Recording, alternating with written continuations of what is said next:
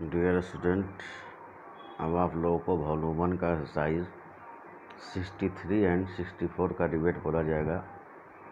Ready रहेंगे? Start. अध्यक्ष महोदय, मैं कल कह रहा था कि वित्त मंत्री जी ने जिस संदर्भ में यह बजट प्रस्तुत किया है और जिन परिस्थितियों की पृष्ठभूमि में वित्त मंत्री का भार संभाला है, उस दृष्टिकोण से यदि इस बजट को देखें तो हम इस परिणाम पर पहुंचेंगे कि वित्त मंत्री जी ने निश्चित तौर पर ऐसा काम किया है जिसके लिए वे धन्यवाद के पात्र हैं।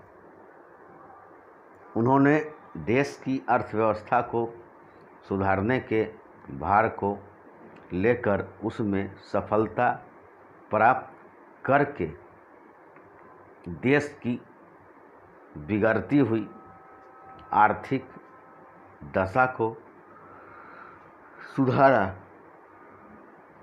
पिछले वर्ष देश का उत्पादन बढ़ा है, उद्योगों में सुधार हुआ है, कीमतों में सुधार आया है, हमारा आयात कम हुआ है और निर्यात बढ़ा है। इस तरह से देश में एक नई आशा और विश्वास पैदा हुआ है। इस वर्ष के बजट द्वारा भी उन्होंने पिछले वर्ष के कार्यक्रम को जारी रखने की कोशिश करने का प्रयास किया है। मुझे इसमें कोई संदेह नहीं है कि इसमें भी उनको सफलता मिलेगी। उन्होंने देश के आयात और निर्यात के बारे में जो कदम उठाए हैं उनसे निश्चय ही हमारे देश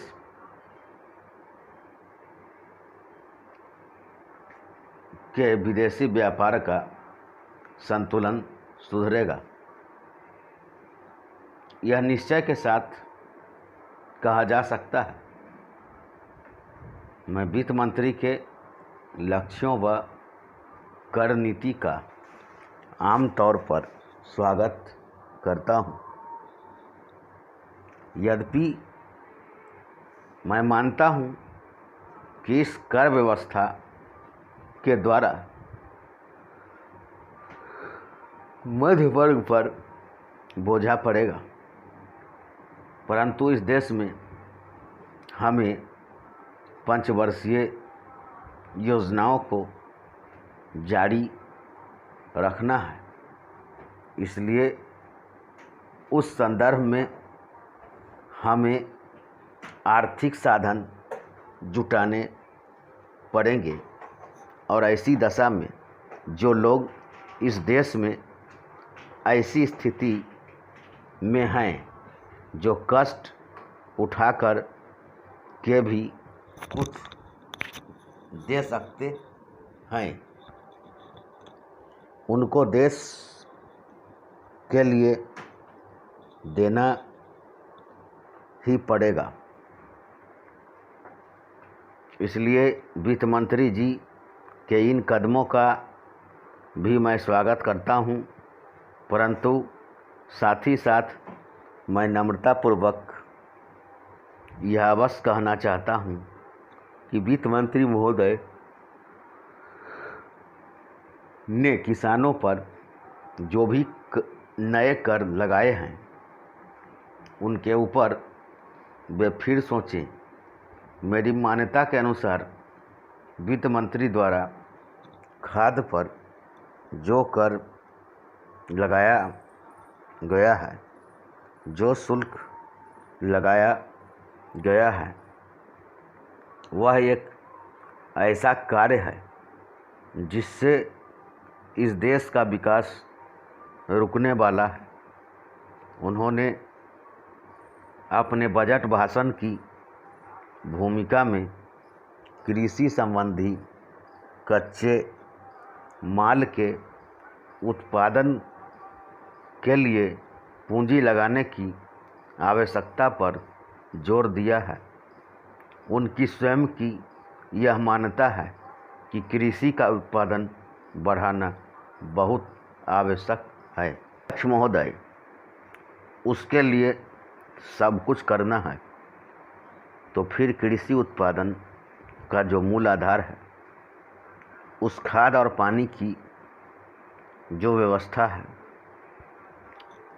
तब उस पर ही कर लगाया जाता है। तो मेरे मन में आता है कि कहीं वित्त मंत्री महोदय अपनी ही बात को अपने ही सिद्धांतों के द्वारा तो काट नहीं रहे हैं। मैं कहना चाहता हूँ कि हमारे देश में अभी भी चौथाई भूमि से ज़्यादा सिंचित भूमि नहीं है। इस देश में जितनी कृषि योग्य भूमि है, उसको चौथाई से भी कम हिस्सा ऐसा है जो सिंचित भूमि के नाम से पुकारा जा सकता है।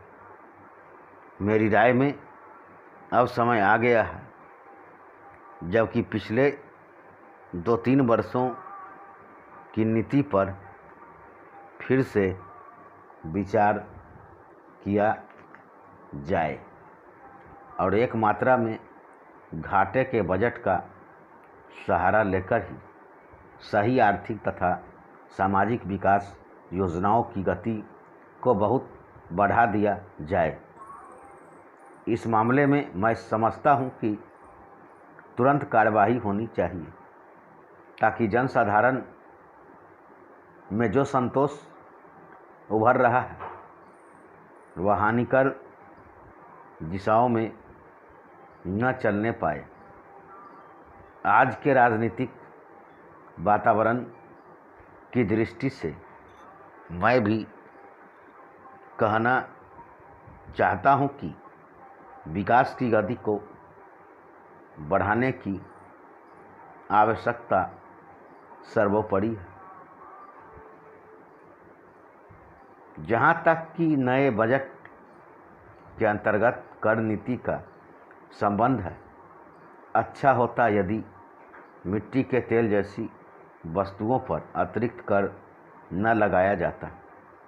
मेरी राय में इस प्रकार के करों से बचना ही उचित है, परंतु वस्तु स्थिति कुछ ऐसी लगती है कि प्रायः गरीबों पर करों का भार लादे बिना सरकार की गाड़ी आगे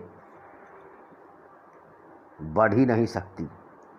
एक नया कर जिसे पहली बार वित्त मंत्री ने लगाने की ठानी है, वह कृषि संपत्ति संबंधी कर है।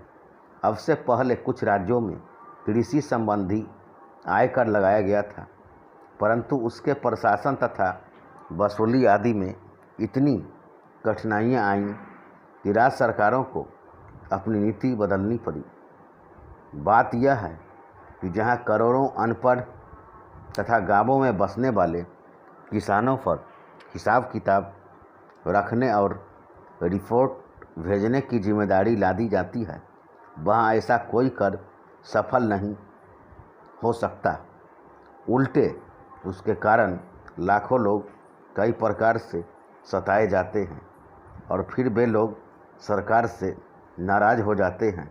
इसलिए पहले देखना यह पड़ेगा कि यह कर कितने कृषकों पर लागू होने वाला है और उससे कितना रुपया कर के रूप में वसूल होगा। धन्यवाद।